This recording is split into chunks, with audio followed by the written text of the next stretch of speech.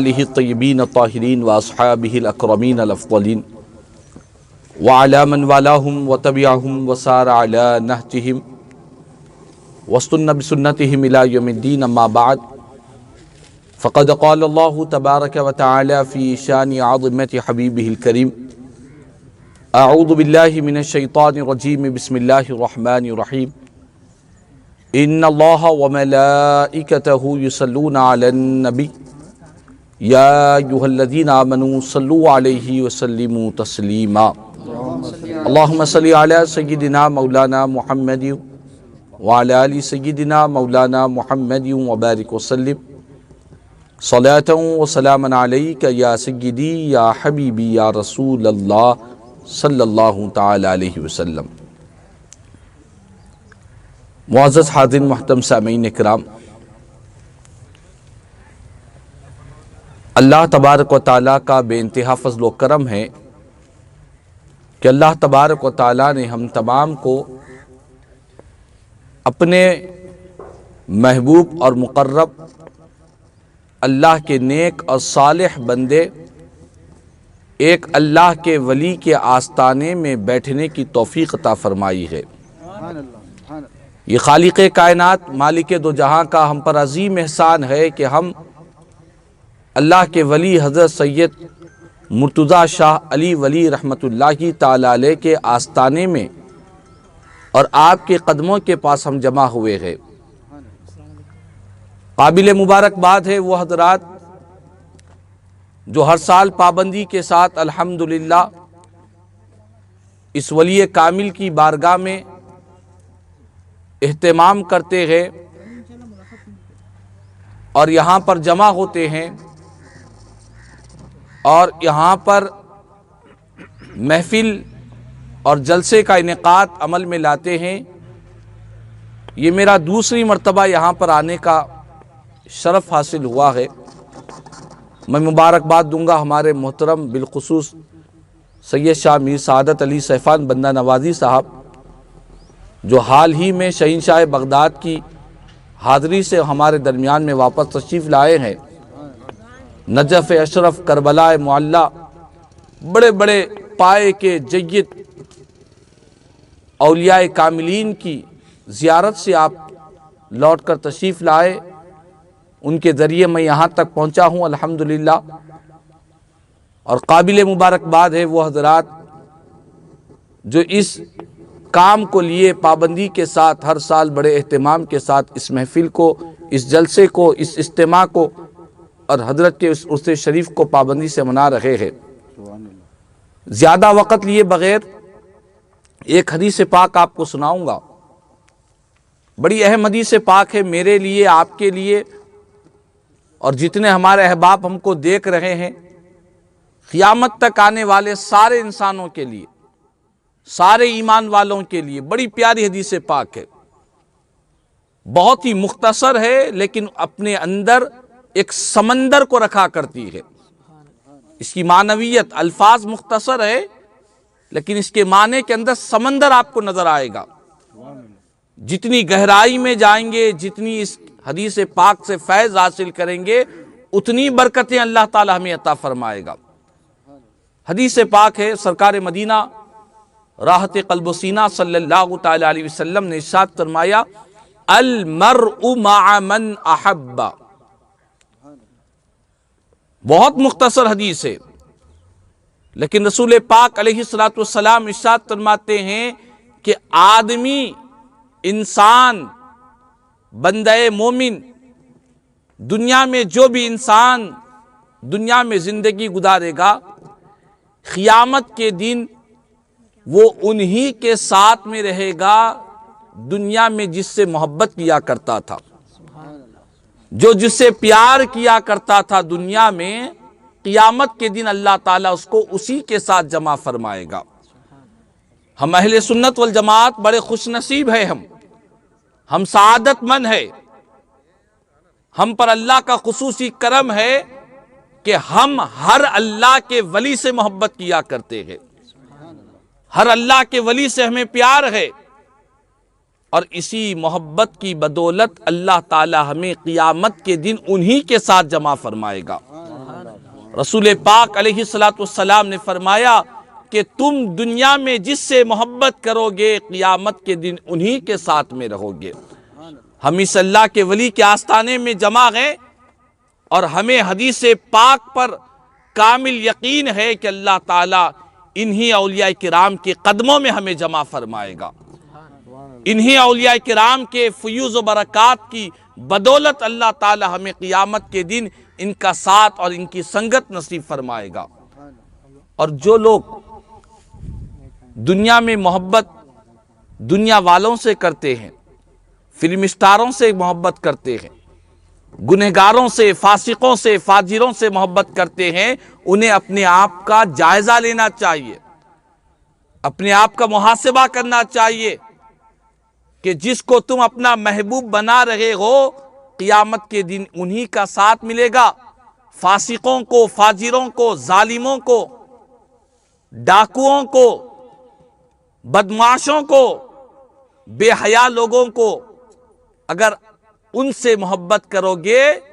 تو قیامت کے دن انہی کے ساتھ جہنم میں آگ میں جلنا پڑے گا۔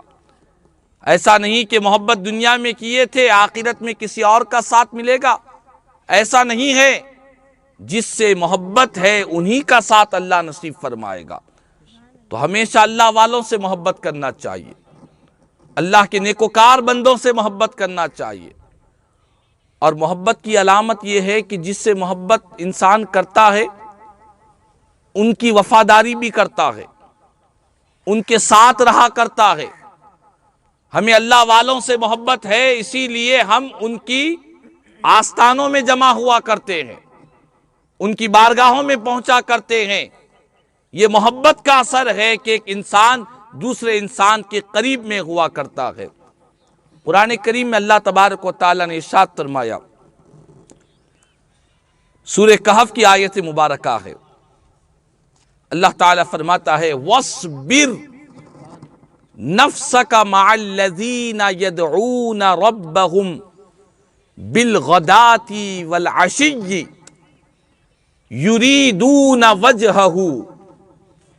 اللہ تعالیٰ فرماتا ہے کہ اے میرے بندو اپنے آپ کو ان لوگوں کے ساتھ جوڑے رکھو، ان لوگوں سے مانوس رکھو، ان کے ساتھ میں رہو، ان کی محبت میں رہو۔ کن کی؟ فرمایا ان لوگوں کے ساتھ جو اپنے رب کی عبادت کیا کرتے ہیں اور جن کی زندگی ساری کی ساری جو اپنے رب کو راضی کرنا چاہتے ہیں، جو صرف اللہ کی رضا چاہتے ہیں، ایسے بندوں کے ساتھ اپنے آپ کو جوڑے رکھو، ان کی صحبت میں رہو، ان کی سنگت میں رہو، ان کی محبت کو اپنے سینوں میں رکھو، ان کے ساتھ میل ملاپ رکھو جو اپنے رب کو صبح و شام اللہ کی عبادت کرتے ہیں اور اس کو راضی کرنا چاہتے ہیں۔ تو معلوم یہ ہوا آج ہم جلسہ سیرت اولیاء میں بیٹھے ہیں، جتنے اللہ کے ولی آپ کو نظر آئیں گے، ہر اللہ کے ولی کی زندگی کا مقصد ایک ہی نظر آئے گا، وہ یہی ہے کہ وہ اپنے رب کو راضی کرنا چاہتے ہیں۔ ان کا اٹھنا، بیٹھنا، چلنا، پھرنا، سونا، جاگنا، ہر اللہ کے ولی کی خاصیت، خصوصیت یہی ہے کہ وہ ساری زندگی اللہ اس کے رسول کو راضی کرنا چاہتے ہیں۔ اور اللہ اس کے رسول کی رضا کوئی معمولی بات نہیں ہے۔ جس سے رب راضی ہو گیا، جس سے مالک راضی ہو گیا، جس سے خالق راضی ہو گیا، قسم بخدا وہ دنیا اور آخرت کا کامیاب ترین انسان ہے۔ اس سے بڑھ کر کوئی کامیابی نہیں ہے، اس سے بڑھ کر کوئی سکسس والی زندگی نہیں۔ جس سے رب اور اس کے رسول راضی ہے وہی حقیقت میں کامیاب انسان ہے، بامراد انسان ہے۔ تو اللہ کا کلام قرآن کہتا ہے کہ اے خدا کے بندو اپنے رب کو راضی کرنے والے بنو، ایسے راضی کرنے والے بندوں کی صحبت اختیار کرو۔ آج ہم الحمدللہ ہم اہل سنت والجماعت اولیاء اللہ سے محبت رکھتے ہیں، عقیدت رکھتے ہیں، الفت رکھتے ہیں، لیکن ساتھ ہی ساتھ ہمیں ان کی جو زندگی ہے اس زندگی سے بھی اپنے رشتے کو جوڑنا چاہیے، ان کی جو سیرت ہے، جو اخلاق ہے، جو کردار ہے، اس سیرت، اخلاق اور کردار کو بھی ہمیں اپنانے کی کوشش کرنا چاہیے۔ اس میں ہماری بہت بڑی کامیابی ہے۔ اور اللہ والوں کی زندگی کیا ہے؟ قرآن کہتا ہے کہ اللہ والوں کی زندگی اللہ اس کے رسول کی رضا کے لیے وہ صبح و شام اللہ کا ذکر کرتے، اللہ کی عبادت کیا کرتے۔ تو انسان کی کامیابی اللہ اس کے رسول کی رضا والی زندگی میں ہے۔ یاد رکھ لیں، حضور قطب ربانی، محبوب سبحانی، قندیل نورانی، سیدنا شیخ عبد القادر جیلانی، سرکار پیرانی پیر حضور سیدنا غوث العظم دستگیر رضی اللہ تعالیٰ عنہ کی، آپ جو سارے ولیوں کے سردار ہے، سردار اولیاء ہے، ان کی زندگی کو آپ دیکھ لیں۔ آپ کی ساری زندگی اللہ اس کے رسول کو راضی کرنے میں آپ نے ساری زندگی گزاری ہے۔ چور بھی آیا تو آپ نے اس کو بھی ولایت کا تاج عطا فرما دیا ہے۔ آپ کے دربار سے جو آتا وہ بھی اللہ کی رضا والی زندگی گزارنے والا بن جاتا۔ آپ واعظ و نصیحت فرماتے تو کئی یہود و نصارہ اسلام کی دولت سے مالا مال ہو جایا کرتے۔ یہ آپ کی خصوصیت، آپ کا کمال، آپ کی خوبی یہ ہے کہ جو آپ کی بارگاہ سے منسلک ہو جاتا، میرے غوث پاک رضی اللہ تعالیٰ عنہ اسے رب سے ملا دیا کرتے، اللہ سے اس کا رشتہ جوڑ دیا کرتے۔ ایک حدیث پاک ہے سنن ابن ماجہ شریف کی، رسول پاک علیہ السلام نے ارشاد فرمایا کہ جو کوئی شخص جس کی زندگی کا مقصد یہ ہے کہ جو اپنی آخرت کی فکر میں زندگی گزارتا ہے، اپنی آخرت کو بہتر بنانے کی کوشش میں، جستجو میں، اسی فکر میں زندگی گزارتا ہے، اللہ تعالیٰ اسے دنیا کے غموں سے محفوظ کر دیا کرتا ہے۔ وہ دنیا کے دکھ درد سے،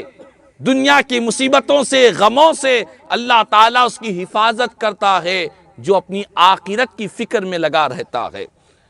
اور جو بندے اپنی آخرت کی فکر نہیں، جو دنیا کی فکر میں زندگی گزارتے ہیں،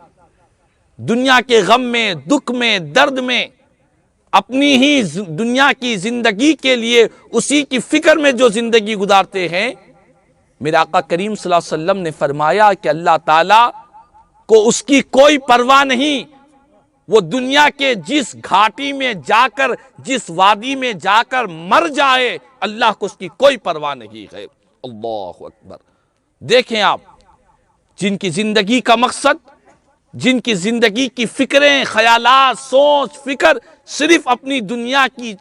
بہتر بنانے کے لیے ہے، اللہ کو ایسے بندوں کی کوئی پرواہ نہیں، وہ جس وادی میں چاہے ہلاک ہو جائے، رب کو ان سے کوئی محبت نہیں ہوا کرتی۔ تو اسی لیے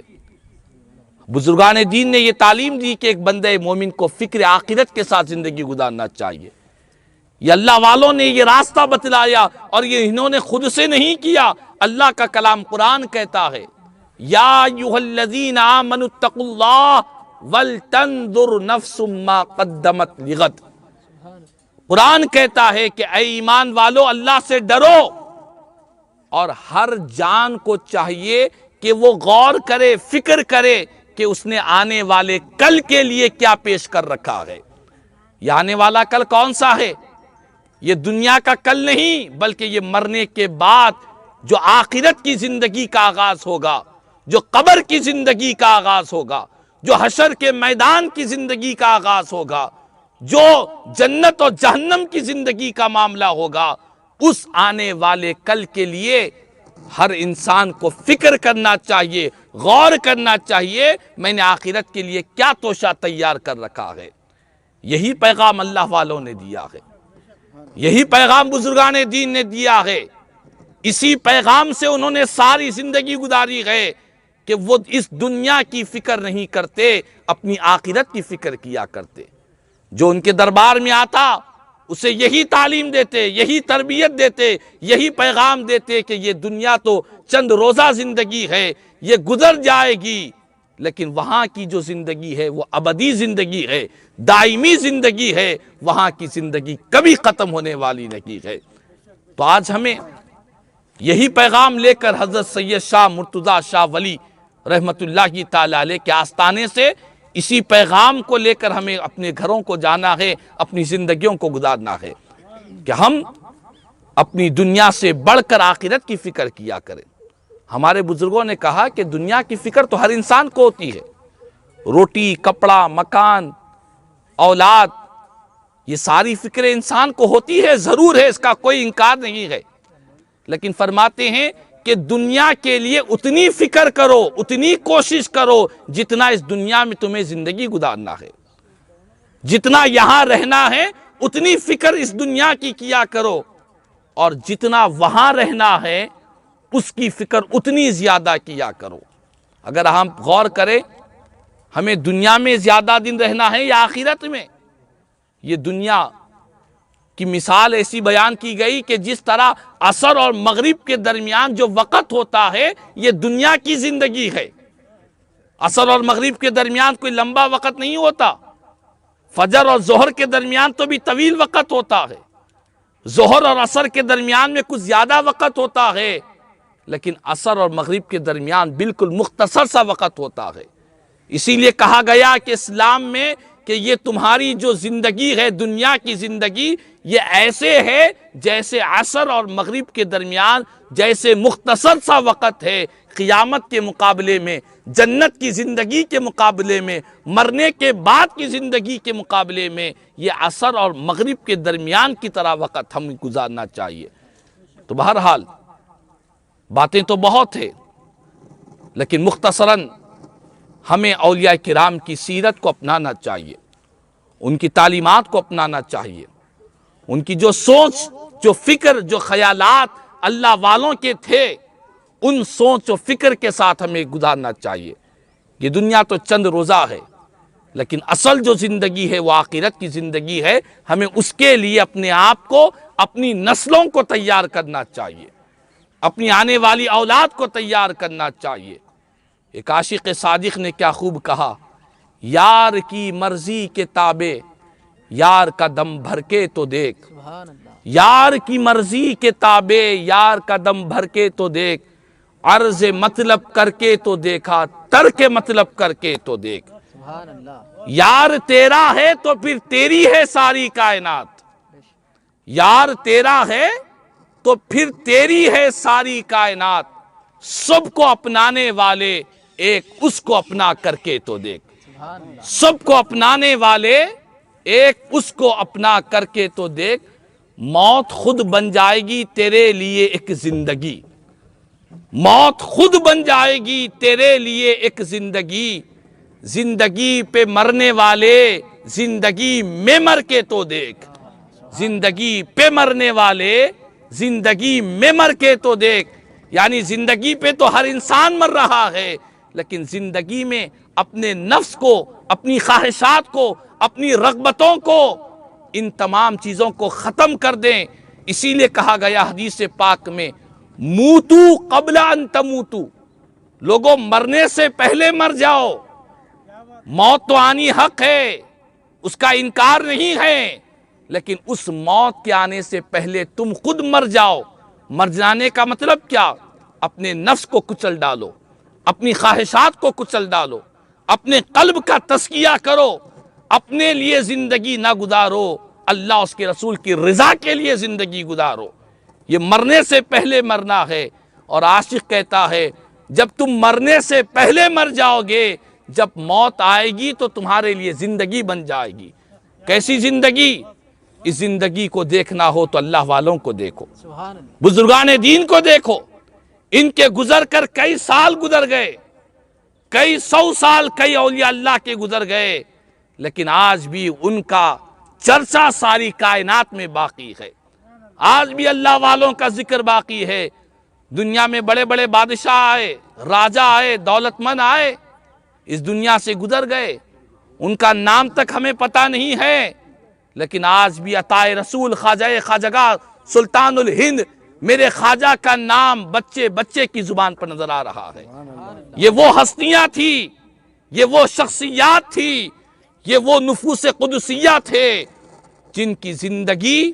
اپنے خواہشات کے لیے، اپنی چاہتوں کے لیے،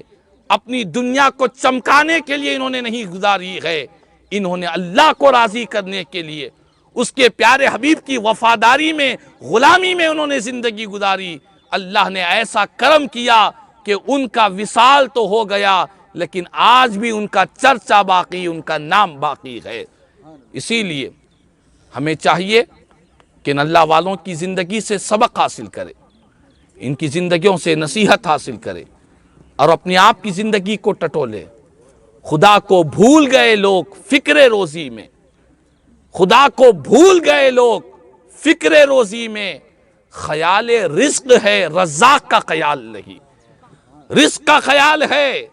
لیکن رزق دینے والی ذات جو خدا کی ذات ہے، جو رزاق ہے، جو ساری کائنات کو رزق دے رہا ہے اور صبح قیامت تک ملے گا، جنت میں ملے گا،